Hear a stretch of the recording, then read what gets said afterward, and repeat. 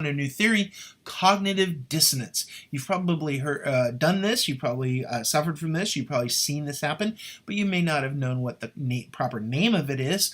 But this is the state of having inconsistent thoughts, beliefs, or attitudes, especially relating to a behavioral decision or an attitude change. So cognitive dissonance usually occurs when newly acquired information conflicts with existing understandings or beliefs or attitudes, causing discomfort.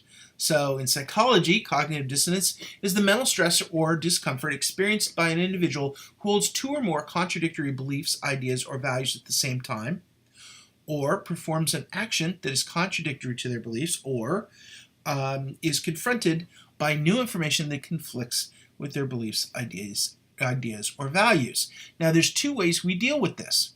We attempt to reduce this inner conflict two ways. One, we change our past values, feelings, or opinions. In other words, we accept that we have new information and we change the way we are.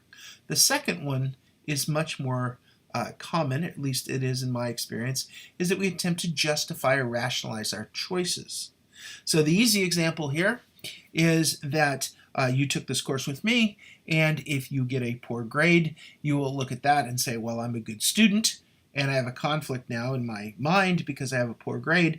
I'm a good student, I got a poor grade, therefore, and of course, you know what I'm going to say, it's the teacher's fault because they didn't explain the assignments right, they didn't do the lectures right, they did everything wrong, it was too hard to understand, I thought the class was about something else.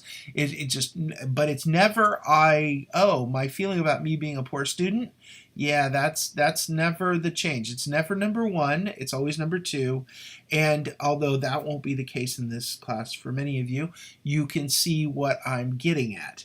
In addition to that, if you look at the workforce, you know there's all kinds of employees, and in fact, in some cases, you're probably guilty of that. I know I am. I'm certainly not throwing stones in a glass house. I'm right there in the same case with you, where I'm a good employee, I worked really hard, obviously somebody else messed this up instead of me.